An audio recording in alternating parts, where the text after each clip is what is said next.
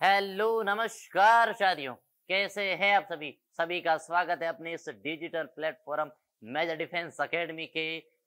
चलिएगा साथियों, आज हम शुरुआत करते हैं भारतीय इतिहास की एक महत्वपूर्ण श्रृंखला, जिसके अंदर हम बात करेंगे साथियों जीरो लेवल से शिखर तक, ठीक है ना। जिसके अंदर हम बात करेंगे इतिहास के परिचय की, उसके बाद में हम सिंधु घाटी, पाषाण काल, वैदिक सभ्यता, प्राचीन धार्मिक बौद्धिक आंदोलन, इन सभी की स्टेप बाय स्टेप चर्चा करेंगे। चलिएगा साथियों, सीधा चलते हैं हम अपने टॉपिक की ओर। चलिएगा, सबसे पहले बात करते हैं साथियों इतिहास। सबसे पहले बात करते हैं इतिहास कि इतिहास शब्द है क्या, कि इतिहास शब्द है क्या, कैसे बना, क्यों बना, कब बना, कितने समय में बना, सभी की चर्चा करेंगे। तो साथियों सबसे पहले देखो, इतिहास शब्द है, इसकी जो अंग्रेजी मीनिंग है वह है हिस्ट्री। इस शब्द की अंग्रेजी मीनिंग है वह है हिस्ट्री। इस शब्द की अंग्रेजी मीनिंग है हिस्ट्री। और ये शब्द है, ये लेटिन भाषा के, ये शब्द है लेटिन भाषा के हिस्टोरिया शब्द से मिलकर बना है। चलिएगा, लिख दीजिएगा लेटिन भाषा के। भाषा कौन सी है? लेटिन भाषा। और लेटिन भाषा का शब्द कौन सा है साथियों? लेटिन भाषा का शब्द है हिस्टोरिया। लेटिन भाषा का शब्द है हिस्टोरिया। और हिस्टोरिया शब्द से ये मिलकर बना है।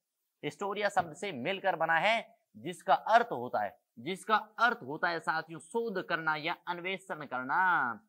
जिसका अर्थ होता है शोध करना या अन्वेषण करना। जिसका अर्थ होता है शोध करना या अन्वेषण करना। ये शोध करना किसे कहते हैं? कि किसी भी वस्तु के बारे में, किसी भी वस्तु के बारे में गहनता से अध्ययन करना, शोध करना या अन्वेषण करना कहलाता है। चलिएगा, अब बात करते हैं इसकी संस्कृत मीनिंग क्या है। ये हमारे संस्कृत भाषा के 3 शब्दों से मिलकर बना है। ये हमारी संस्कृत भाषा के 3 शब्दों से मिलकर बना है। संस्कृत भाषा के 3 शब्द कौन कौन से हैं? पहला शब्द है साथियों इति, दूसरा शब्द है हा, और तीसरा शब्द है से।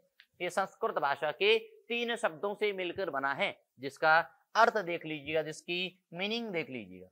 जिसकी मीनिंग इति का मतलब होता है साथियों ऐसा ही, और इसी 3 शब्दों के अर्थ के अंदर इसकी परिभाषा छुपी है, ऐसा ही, ऐसा ही। हा का मतलब होता है निश्चित रूप से।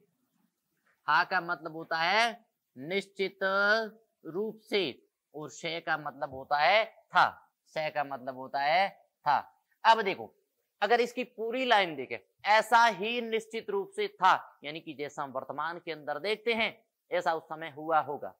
भाई जैसे लाइक उदाहरण के लिए हम देखें कि भैया सिंधु घाटी सभ्यता के अंदर स्नानागार मिले, अन्नागार मिले, तो जो चीजें दिखी, जो चीजें आज मिली है, उस समय ऐसी घटना घटित हुई होगी। महात्मा बुद्ध ने गृह त्याग की घटना, ज्ञान की घटना और शरीर त्याग की घटना, तो ये घटना उस समय हुई, तब हम आज पढ़ते हैं। तो ऐसी बात इतिहास की है, ऐसा ही निश्चित रूप से था। चलिएगा, अगर इतिहास की परिभाषा बात करते हैं साथियों, अलग अलग इतिहासकार अलग अलग परिभाषा देते हैं। अलग अलग इतिहासकार अलग अलग परिभाषा देते हैं। जैसे कि कौटिल्य, दूसरा नाम चाणक्य, एक और नाम विष्णुगुप्त। और हमारे गांव में आसपास में देखो ना, कोई व्यक्ति बुद्धिमान है तो कहेगा इसकी चाणक्य नीति है। तो वही चाणक्य जिसने क्या किया था, चंद्रगुप्त मौर्य को अखंड भारत का स्वामी बनाया, घनानंद को पराजित करके भारत में एक अखंड भारत का निर्माण किया था। ठीक है, चलिएगा, पहली बात करते हैं कौटिल्य।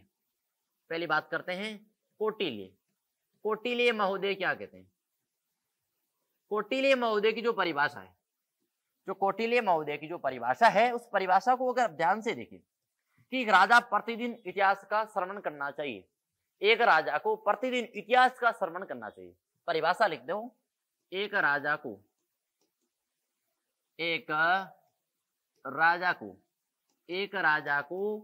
प्रतिदिन इतिहास का श्रवण यानी सुननी चाहिए। अपने इतिहास को सुनना चाहिए कि इतिहास के अंदर कौन सी गलती की है और कौन सी गलती को किस तरह से सुधारा जाए। ठीक है ना, एक राजा को प्रतिदिन इतिहास का श्रवण करना चाहिए। प्रतिदिन इतिहास का श्रवण करना चाहिए। श्रवण का मतलब होता है सुनना चाहिए, श्रवण करना चाहिए। ये चाणक्य महोदय परिभाषा देते हैं। और चाणक्य का ग्रंथ आप सभी को पता है कौन सा है, अर्थशास्त्र। ग्रंथ कौन सा है, अर्थशास्त्र। और अर्थशास्त्र का विषय कौन सा है, अर्थशास्त्र नहीं है, अर्थशास्त्र का विषय है राजनीति विषय। विषय कौन सा है, लिख दीजिएगा, राजनीति विषयों पर लिखी है भैया। किस विषयों पर, राजनीति विषयों पर लिखी गई है। और इसके अंदर संस्करण कितने हैं, 15 अधिकरण है। इसके अंदर 15 अधिकरण है। इसके अंदर 15 अधिकरण है। अधिकरण कितने हैं, 15। ठीक है, ये हो गई कौटिल्य, चाणक्य, विष्णुगुप्त की परिभाषा। ठीक है, चलिएगा दूसरी बात करते हैं साथियों अबुल फजल की। दूसरी बात करते हैं अबुल फजल की। और अबुल फजल को आप अच्छी तरह से पहचानते हो क्योंकि अकबर के समय अबुल फजल आएगा। और अबुल फजल की परिभाषा, इसकी ग्रंथ कौन सा है, आइन ए अकबरी। इसकी ग्रंथ कौन सा है, आइन ए अकबरी, ये इसकी पुस्तक है, आइन ए अकबरी। दूसरा नाम देखे, लिख दीजिएगा अकबरनामा, लिख दीजिएगा अकबरनामा। समझ में आया ना, आइन ए अकबरी यानी कि अकबरनामा अबुल फजल का ग्रंथ है। अबुल फजल ने कहा था साथियों, इतिहास एक ऐसा चिकित्सालय है, इतिहास एक ऐसा चिकित्सालय है जिसके अंदर हर मरीज की बीमारी की दवा उपलब्ध है। लिख दीजिएगा आप, इतिहास एक ऐसा चिकित्सालय, इतिहास एक ऐसा चिकित्सालय है जिसके अंदर हर मरीज की बीमारी की दवा, हर मरीज की बीमारी की दवा उपलब्ध है। हर मरीज, और हर मरीज की क्या होती है, बीमारी, और बीमारी की दवा कहाँ उपलब्ध है साथियों, इतिहास में। कैसे कि जिस प्रकार से महाराज रघुवंश कुल श्री राम के भाई लक्ष्मण जी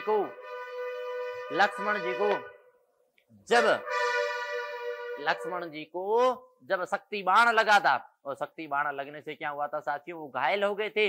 और उस घायल की जो जड़ी बूटी है वो हनुमान जी लेकर आए थे, वो जड़ी बूटियां, तो यानी कि शक्ति बाण का जो रोग निदान है, उसकी जो दवा है वो जड़ी बूटी से मिली। उसी प्रकार से इतिहास क्या कहता है, अबुल फजल महोदय कहते हैं इतिहास एक ऐसा चिकित्सालय है जिसके मरीज की बीमारी की दवा उपलब्ध है। चलिएगा साथियों, सबसे महत्वपूर्ण परिभाषा होती है साथियों E.H. कांट की। सबसे महत्वपूर्ण परिभाषा होगी वो है E.H. कांट महोदय की। और E.H. कांट महोदय की परिभाषा जो आज वर्तमान के अंदर सबसे ज्यादा चलन है, सबसे ज्यादा चलन में परिभाषा कौन सी है, अतीत एवं वर्तमान के मध्य चलने वाले निरंतर समाज को, अतीत एवं वर्तमान के मध्य, अतीत एवं वर्तमान के मध्य, अतीत एवं वर्तमान के मध्य चलने वाले निरंतर समाज को इतिहास कहते हैं। चलिएगा, अतीत एवं वर्तमान के मध्य चलने वाले निरंतर समाज को, चलने वाले निरंतर समाज को, चलने वाले निरंतर समाज को इतिहास कहते हैं। साथियों, अतीत एवं वर्तमान के मध्य चलने वाले निरंतर समाज को इतिहास कहते हैं। अतीत का मतलब जो बीत गया है, अतीत का मतलब है जो बीत गया है, वर्तमान का मतलब जो चल रहा है, यानी पास्ट एंड प्रेजेंट के मध्य। लिख दीजिएगा, एक छोटा सा अंग्रेजी मीनिंग लिख दीजिएगा, समझ में आएगा आसानी से। Past and present, past and present के मध्य जो समन्वय चलता है, इनके बीच की जो वार्तालाप है वो क्या है, इतिहास है। वो क्या है साथियों, इतिहास है। चलिएगा, अब बात करते हैं साथियों, ये जो इतिहास है इसकी परिभाषा तो हमने जान ली, इसके जनक कौन है, इसे बनाया किसने। सबसे पहले इतिहास की प्रमुख घटनाओं को क्रमबद्ध तिथिवार तरीके से किसने एक बायोडाटा के रूप में, एक चारणी के रूप में, एक चार्ट के रूप में किसने संशोधित किया था। तो लिख दीजिएगा इतिहास के जनक, सबसे पहले लिख दीजिएगा जनक। कौन है, जनक। जनक के अंदर हम तीन चीजों की बात करेंगे, जनक में हम तीन चीजों की बात करेंगे। पहली चीज होगी साथियों विश्व इतिहास की, पहली चीज होगी विश्व इतिहास, वर्ल्ड हिस्ट्री। और आपको पता है विश्व इतिहास के अंदर आप पढ़ते हो, विश्व इतिहास के अंदर पढ़ते हो विश्व के प्रमुख धर्म और मजहब, विश्व की प्रमुख सभ्यताएं, मिस्र की, चीन की, दजला फरहाद, इन सभी सभ्यताओं को आप पढ़ते हो। तो इसके बाद में औद्योगिक क्रांति, पुनर्जागरण, सभी की चर्चा विश्व इतिहास के, फ्रांसीसी क्रांति, लुई सोल्वे, मेरी अंतवाने, इन सभी की चर्चा आप किसके अंदर करते हो? विश्व इतिहास के अंदर करते हो। और विश्व इतिहास के जनक कौन है आपको याद होना चाहिए साथियों, कौन है? हेरोडोटस। विश्व इतिहास के जनक कौन है? हेरोडोटस। चलिएगा, विश्व इतिहास के जनक कौन है? हेरोडोटस। और अगर मैं हेरोडोटस की बात करूं साथियों, इसका ग्रंथ कौन सा है? इसका ग्रंथ है हिस्टोरिका। ग्रंथ है हिस्टोरिका। ग्रंथ कौन सा है? हिस्टोरिका। हेरोडोटस का ग्रंथ है हिस्टोरिका। और एक इतिहासकार, एक व्यक्ति का नाम आता है इतिहासकार सिसरो। व्यक्ति का नाम लिख दो और नोट कर दो पॉइंट। सिसरो महोदय कौन है? सिसरो महोदय। और सिसरो महोदय ने क्या कहा है साथियों? हेरोडोटस को इतिहास का पिता कहा है। लिख दो, हेरोडोटस को इतिहास का पिता। हेरोडोटस को इतिहास का पिता लिख दीजिएगा। हेरोडोटस को इतिहास का पिता, इतिहास का पिता का है। हेरोडोटस को इतिहास का पिता किसने कहा है? सिसरो महोदय ने। किसने कहा है? सिसरो महोदय ने कहा है। ये बात सत्य है। और यहां पर एक और पॉइंट लिख दीजिएगा, जनक भी है, जन्मदाता भी है, जनक भी है, विश्व इतिहास और इतिहास के पिता भी, father of history, father of history. चलिएगा, अगली बात करते हैं। अगली बात करेंगे हम साथियों भारत इतिहास की। अगली बात किसकी करेंगे? भारत इतिहास की। भारत इतिहास, और आप सभी को पता होना चाहिए भारत इतिहास। और भारत एक धार्मिक देश है। और भारत इतिहास के जनक कौन है साथियों? वेद व्यास महोदय जी। भारत इतिहास के जनक कौन है? वेद व्यास महोदय। और वेद व्यास महोदय, और वेद व्यास महोदय का ग्रंथ कौन सा है? महाभारत है। वेद व्यास का ग्रंथ है महाभारत। और रामायण ग्रंथ किसका है? वाल्मीकि जी का ग्रंथ। लिख दीजिएगा, भारत इतिहास कौन है? वेद व्यास जी। भारत इतिहास के जनक कौन है? वेद व्यास जी है। और इनका ग्रंथ कौन सा है? महाभारत। इनके ग्रंथ का छोटा सा नाम लिख दीजिएगा, महाभारत। महाभारत, ठीक है ना? भारत के दो महाकाव्यों में से एक है। भारत के दो बड़े महाकाव्यों में से एक है, ठीक है ना?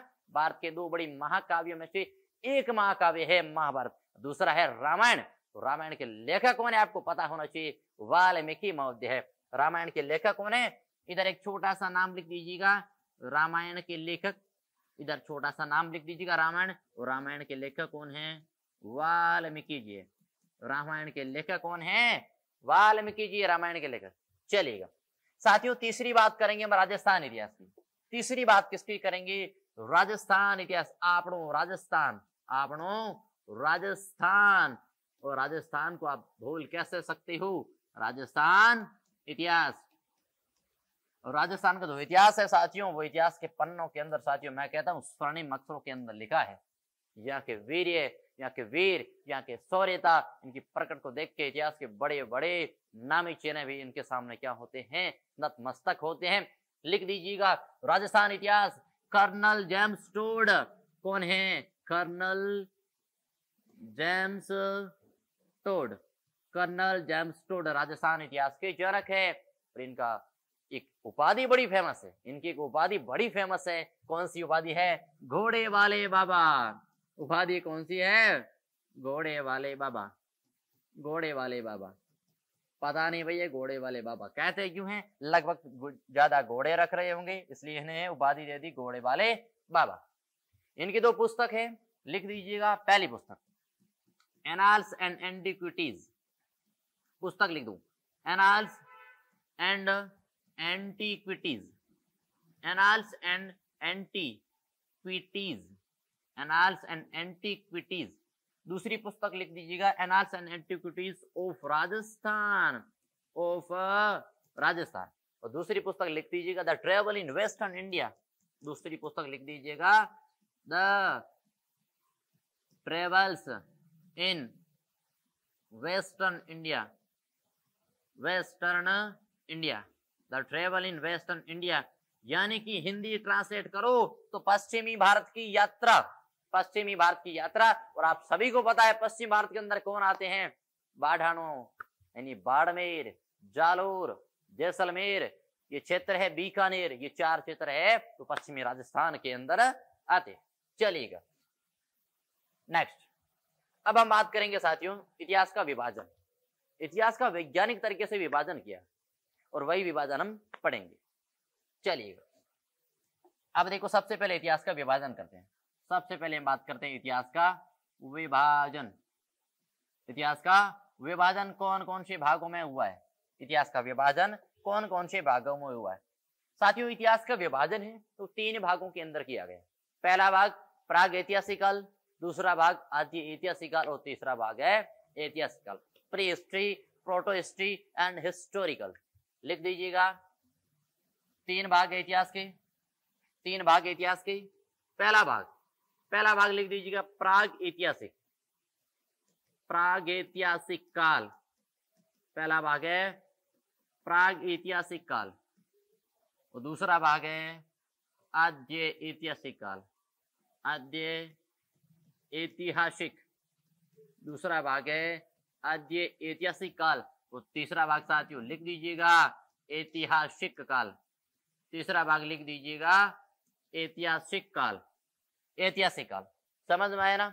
चलिएगा साथियों, प्राग ऐतिहासिक काल से आप क्या समझते हो, इसके बारे में आपसे पूछा जाए तो प्राग ऐतिहासिक काल वह काल जिसके अंदर जितने भी साक्ष्य मिले हैं वो पुरातात्विक साक्ष्य हैं, आर्कियोलॉजिक रिसोर्स के आधार पर से। और याद रखना सबसे महत्वपूर्ण और सबसे जो मुख्य रूप से जितने भी स्रोत है उसके अंदर सबसे प्रामाणिक स्रोत होंगे ना वो पुरातात्विक स्रोत होंगे। चलिएगा प्राग ऐतिहासिक काल जिसके अंदर लिख दीजिएगा लिपि का निर्माण नहीं, इसके अंदर पॉइंट लिख दो, लिपि का निर्माण नहीं हुआ, लिपि का निर्माण नहीं हुआ, लिपि का निर्माण नहीं हुआ। दूसरी बात, इसके अंदर जो साक्ष्य है, इसके अंदर जो साक्ष्य मिले हैं वो कैसे साक्ष्य है? पुरातात्विक, पुरातात्विक साक्ष्यों के आधार पर है। दूसरी बात अगर इनकी चर्चा करो, इनकी चर्चा आद्य ऐतिहासिक काल लिख दीजिएगा लिपि का विकास हुआ, लिपि का विकास, लिपि का विकास हुआ था, लिपि का विकास हुआ लेकिन लिपि पढ़ी नहीं गई, लेकिन पढ़ी नहीं गई थी। जैसे कि सिंधु घाटी सभ्यता की लिपि, अब भाई साहब इसे क्या पढ़ोगे? अरे इस लिपि को क्या पढ़ोगे आप? इसे कैसे पढ़ सकते हो? आप इसे कैसे पढ़ सकते हो? इसके अंदर क्या समझोगे? तभी इसका नाम दिया गोमुद्रिक लिपि, भाव चित्रात्मक लिपि, पिक्चरोग्राफी लिपि, बाउंस टू फिडल लिपि, जितने नाम कहो उतने सर्पिल आकार लिपि। चलिएगा, पढ़ी नहीं गई थी। और दूसरी बात, इसके अंदर जो साक्ष्य मिले, इसके अंदर जो साक्ष्य मिले, पहला साक्ष्य पुरातात्विक तो मिला ही मिला, पुरातात्विक तो मिला ही मिला। दूसरा कौन सा साथियों? साहित्यिक स्रोत भी मिला, साहित्यिक स्रोत, यानी कि लिपि तो थी भैया, साहित्यिक स्रोत, लिपि तो थी लेकिन उस लिपि को पढ़ा नहीं गया था, मुख्य चीज ये। ठीक है, समझ में नहीं आया? लिख दीजिएगा तीसरा ऐतिहासिक काल। तीसरा काल कौन सा है? ऐतिहासिक काल। लिख दीजिएगा लिपि पढ़ी गई थी, लिपि पढ़ी गई थी और इसके बारे में विदेशियों ने लिखा भी। तो इनके साथ में पहला पुरातात्विक साक्ष्य, पुरातात्विक साक्ष्य।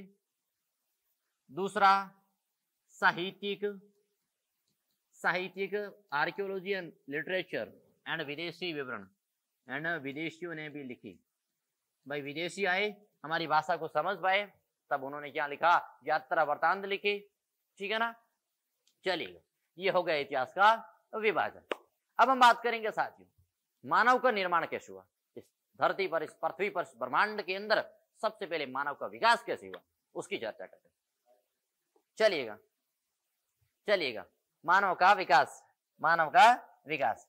अब देखो, अगर हम बात करते हैं मानव विकास की, अगर हम बात करते हैं मानव विकास की, मानव विकास और मानव विकास की बड़ी रोचक घटना है भैया, बड़ी शानदार घटना है कि पहला मानव कैसे बना। इसके बारे में 2 विद्वान हैं, 2 बातें आएगी हमारे सामने।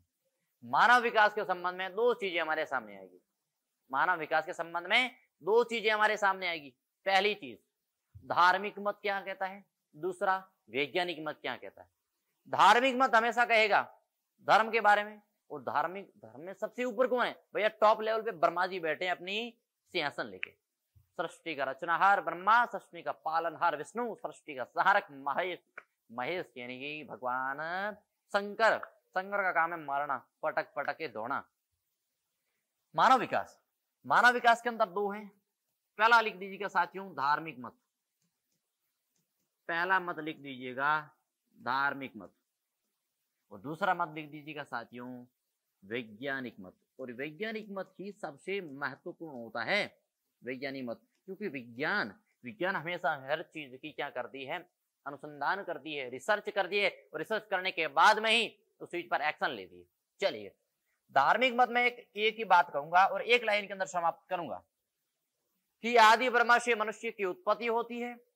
आदि ब्रह्मा से देखो कैसे होती है भैया आदि ब्रह्मा से, ये आदि ब्रह्मा जी है, ये आंखें होगी, ये मुंह हो गया, ये कान, ठीक है। अब ये इनके भैया पैर हो गए, ये इनके हाथ हो गए, ठीक है। अब देखो आदि ब्रह्मा से मनुष्य की उत्पत्ति कैसे होती है उसकी चर्चा कर लो। सबसे पहले इस मुख, मुख मुख मीन जीवा, तो जीवा से किसकी उत्पत्ति होती है, ब्राह्मण की, जीवा से उत्पत्ति होती है ब्राह्मण की। ब्राह्मण का कार्य क्या होता है, मंत्रों का यज्ञों का उच्चारण करना, यानी कि जीवा से। चलिएगा ब्राह्मण की उत्पत्ति मुख से। फिर होगा क्षत्रिय, क्षत्रिय यानी बोड़ी भैया, डोले छोले, लिख दीजिएगा भुजा, भुजा से किसकी उत्पत्ति होती है, क्षत्रिय की, भुजा की उत्पत्ति क्षत्रिय। फिर देख लीजिएगा जंघा, किसकी उत्पत्ति, जंघा, और जंघा से उत्पत्ति किसकी होती है साथियों, आपको पता होगा ब्राह्मण क्षत्रिय और वैश्य। काम हमेशा कौन करते हैं, पैर करते हैं, काम हमेशा कौन करते हैं, पैर। फिर पैरों से, पैरों से किसकी होती है साथियों, ब्राह्मण क्षत्रिय वैश्य और शूद्र, पैरों से किसकी होती है, शूद्र। और सबसे नीचा वर्ण कौन सा होता है, शूद्र वर्ण होता है। इसी के आधार पर क्या हो गया, वैज्ञानिक मत हो गया। वैज्ञानिक मत कहता है आदि ब्रह्मा से मनुष्य की उत्पत्ति होती है। कौन से ब्रह्मा से, आदि ब्रह्मा से मनुष्य की उत्पत्ति होती है, आदि ब्रह्मा से मनुष्य की उत्पत्ति होती है, मनुष्य की उत्पत्ति होती है, उत्पत्ति हुई थी। लेकिन विज्ञान इस चीज को नहीं मानती है। विज्ञान कहती है रुक जा भाई रुक जा, ब्रह्मा जी को बाद में लाएंगे, पहले मानव को लाते हैं, क्योंकि ब्रह्मा जी से पहले मानव आए थे।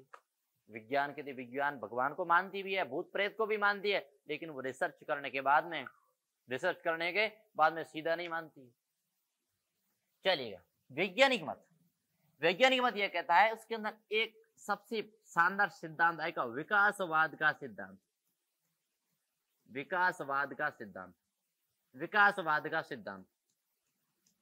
और यह सिद्धांत कहता है, सिद्धांत तो कहता है कि मनुष्य जिस समय के लिए, जितने समय के लिए जिस प्रकृति को ग्रहण करेगा, जितने समय के लिए जिस प्रकृति को, जिस वातावरण के अनुकूल रहेगा ना, उसी के अनुकूल उसकी संतान उत्पत्ति होगी।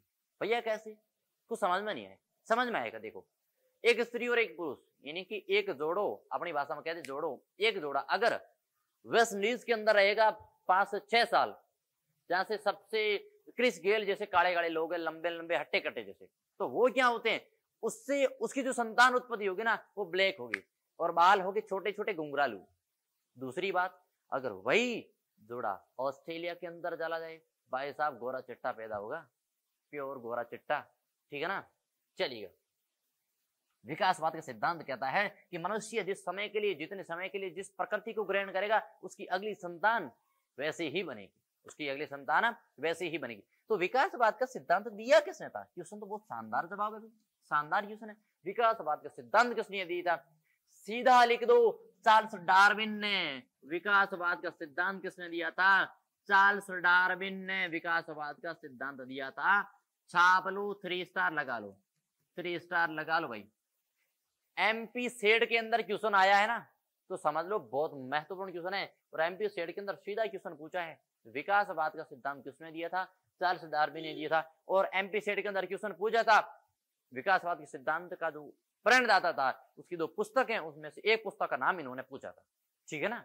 चलिए चार्ल्स डार्विन ने विकासवाद का सिद्धांत दिया था, उनकी 2 पुस्तकों के नाम लिख दो, शानदार नाम है। पहला लिख दो origin are species, origin are species, species. दूसरी लिख दो the descent of man, the descent of man, the descent of man.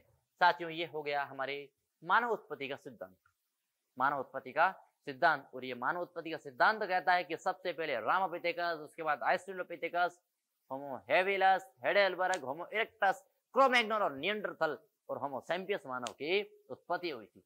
चलिएगा, मानव की उत्पत्ति हम दो बात करेंगे कि विश्व के अंदर पहला मानव कहां मिला।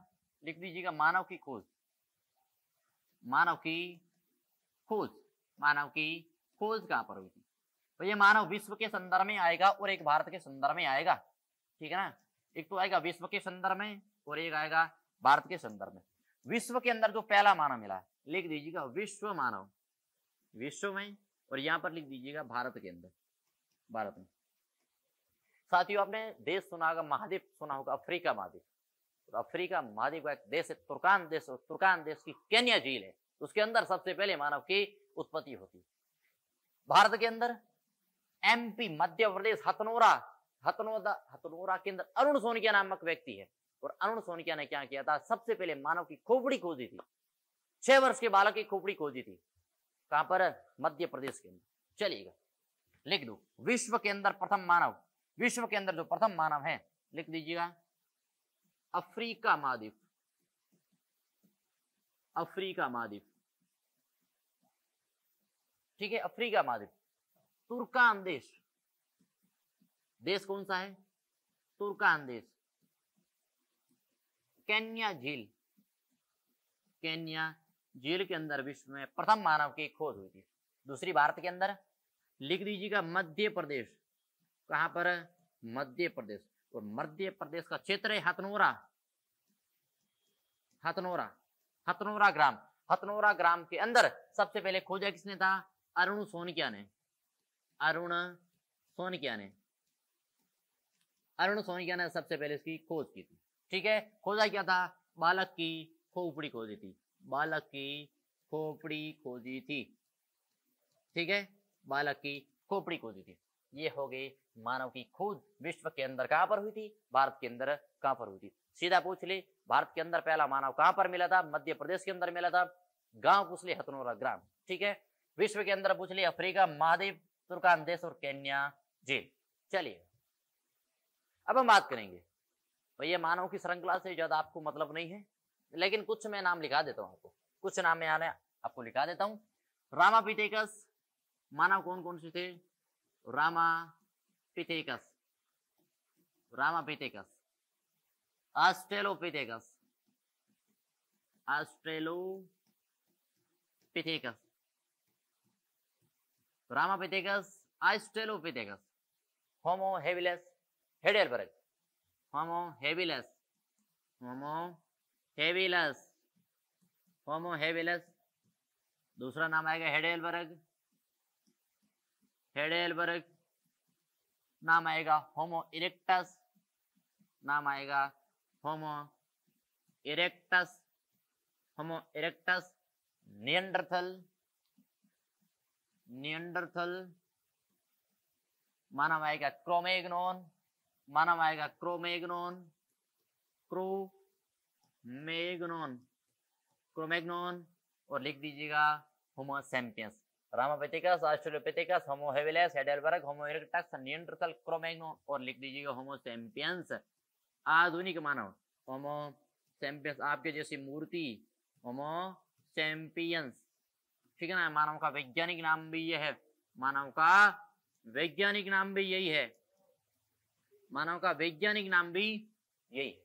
चलिएगा और इसके अंदर क्वेश्चन ढूंढते हैं, सीधा मैंने ज्यादा नहीं लिखाऊंगा। रामापिथेकस लिख दो, पहला मानव जो मैदानों में गया, नहीं, पहला मानव जो जंगलों में गया, पहला मानव जो जंगलों में गया, लिख दो, पहला मानव जो जंगलों में गया, जंगलों में गया। ऑस्ट्रेलोपिथेकस पहला मानव जो मैदानों में गया, मैदानों में गया, ठीक है। होमो हेबिलस लिख दीजिएगा कारीगर मानव कहते हैं, कारीगर मानव कहते हैं। और लिख दीजिएगा पत्थर तोड़ने की शुरुआत, पत्थर तोड़ने की शुरुआत की थी। और नाम किसका आएगा, और नाम देखिए हेडेलबर्ग लिख दो, यूरोपीय मानव है, इसके बारे में जानकारी नहीं लिखनी।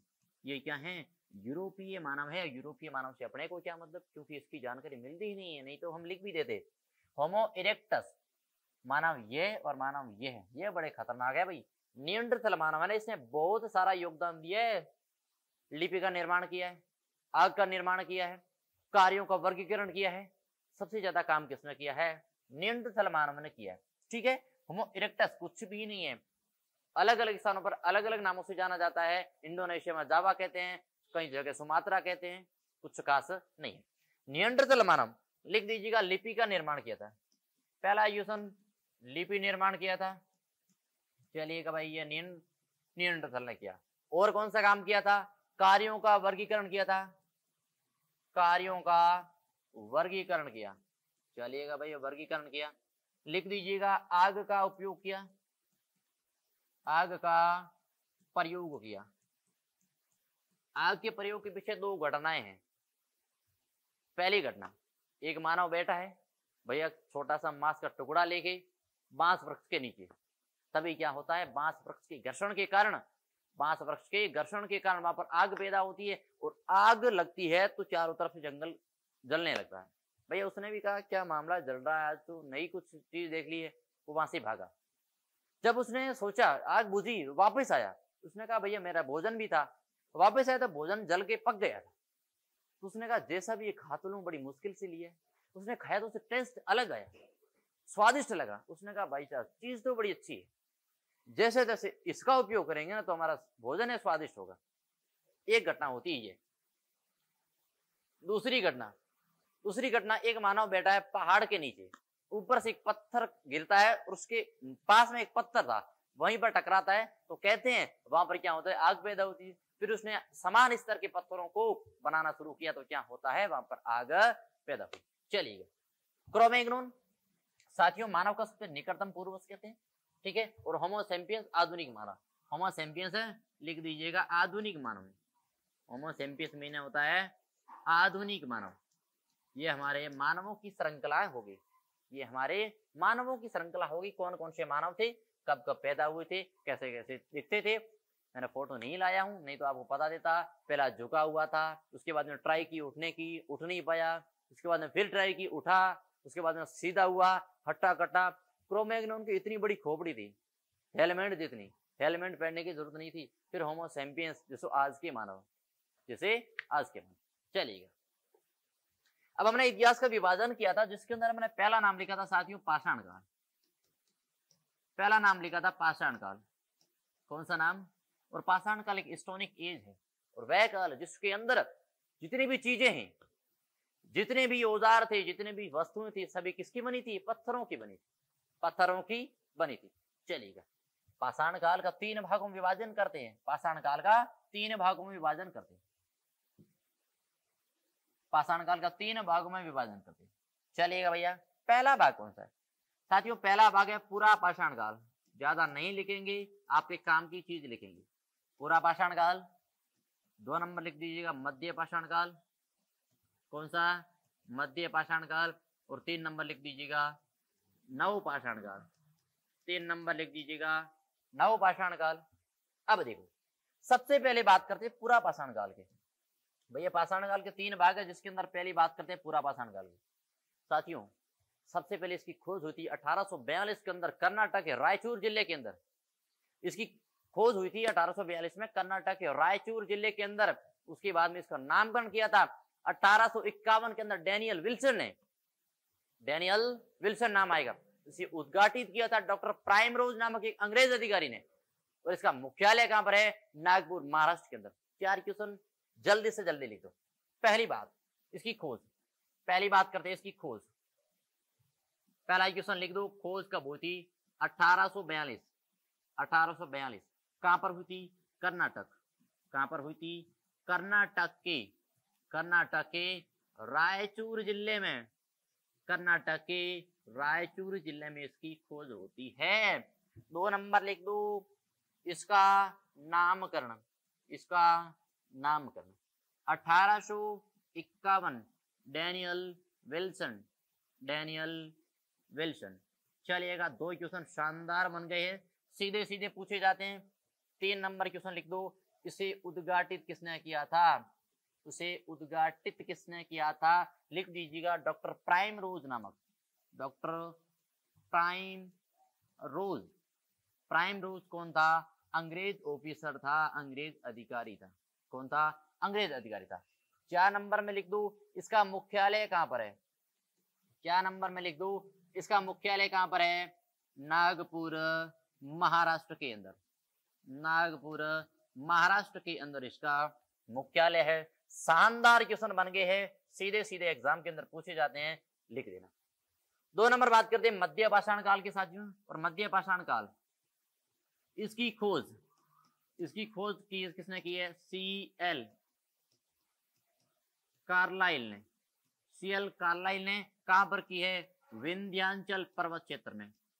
विंध्याचल पर्वत क्षेत्र, विंध्याचल पर्वत क्षेत्र के अंदर CL कार्लाइल ने इसकी खोज की। ठीक है। नवपाषाण काल की खोज किसने की है?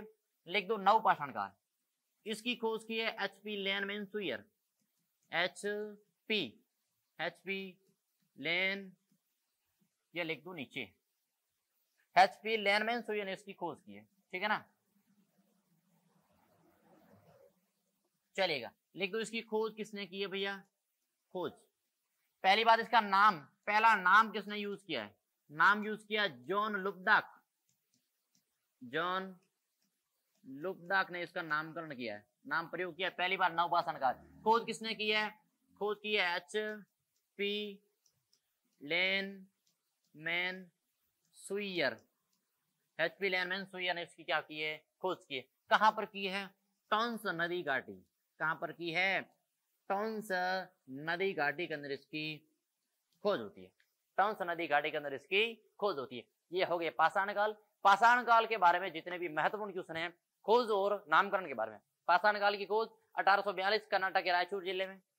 नामकरण 1851 डैनियल विल्सन ने। उद्घाटित डॉक्टर प्राइमरोज नामक अंग्रेज अधिकारी ने। मुख्यालय कहां पर है? नागपुर, महाराष्ट्र के अंदर। फिर मध्य पाषाण काल, इसकी खोज CL कार्लाइल ने विंध्याचल पर्वत क्षेत्र के अंदर। तीसरी बात, नवपाषाण काल। नवपाषाण काल शब्द सबसे पहले प्रयोग किसने किया है? जॉन लुबडाक ने किया। किसने किया है? और जॉन लुबडाक की पुस्तक है प्री हिस्टोरिका टाइम्स। ये लिख दो, ये शानदार क्वेश्चन। इसकी पुस्तक प्री हिस्टोरिका टाइम्स, ये इसकी पुस्तक है जॉन लुबडाक की। उसके बाद बात करें नवपाषाण काल की खोज HP लेनमैन सुयर ने कहां पर की है? टॉन्स नदी घाटी के अंदर इसकी खोज हुई है। साथियों, ये हो गई पाषाण काल के बारे में महत्वपूर्ण क्वेश्चन। ठीक है ना, चलिएगा साथियों, मिलते हैं नेक्स्ट सेशन के अंदर, जिसके अंदर हम बात करेंगे साथियों सिंधु घाटी के संबंध में।